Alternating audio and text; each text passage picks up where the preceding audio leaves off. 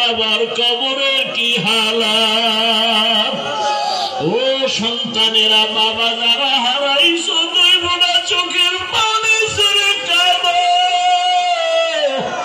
আর আমার মালিকের দরবারে দোয়া করো। আল্লাহর কাছে চোখের পানি ছেড়ে বাবার জন্য দোয়া করো।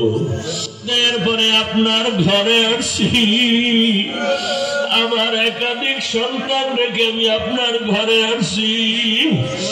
আমি সন্তানের মায়া বুঝি,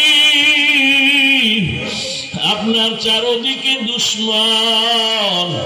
আপনার মা যদি থাকতেন, আপনাকে বাহিরে রেখে মা ঘুমাইতেন না।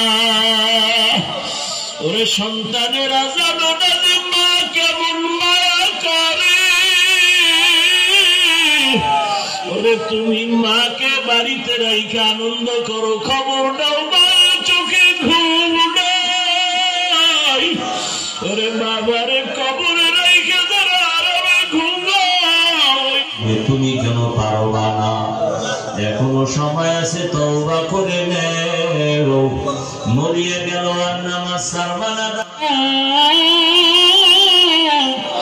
লিল্লাহিল ওয়াহিদিল কাহ্হার।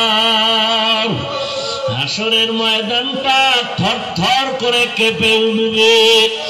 এই অবস্থা দেখি আর নবীরা পর্যন্ত কান্না শুরু করবেন। এত কান্নার আওয়াজ। নবীরা কাঁদবেন, আদম নবী কাঁদবেন, মুসা নবী কাঁদবেন। নেমে আসবে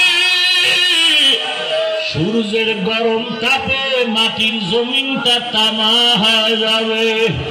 গুনাহগার নাফরমানের মাথার মগজগুলো ভাতের মারের মতো ফুটতে থাকবে।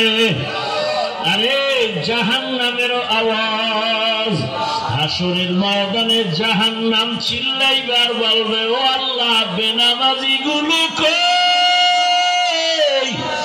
বেনামাজি নাফরমান গুলো আমাকে দাও, আমার পেটে ক্ষুধা।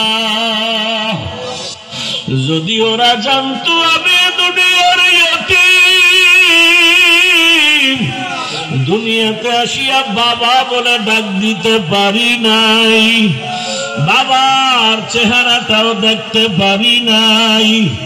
ও আমার যুবক বাবারা, অনেকে গ্রামের বাড়ি ছাড়িয়া ঢাকাতে কাজ করো। ওই গ্রামের মা ঘুমায় না তোমার অপেক্ষা, তোমার বাবাও ঘুমায় না। অনেকের বাবা মরিয়া গেছে, কবর থেকে দোয়া চায়। অনেকের মা মরিয়া গেছে, দোয়া চায়। আজকে যারা মা বাবারে বাড়িতে রাইখা শহরে আইসা বন্ধু নিয়ে আনন্দ করো আর ঘুমাও, ওই মা বাবা তোমারে আমারে বিছানায় রাইখা কখনো ঘুমান নাই।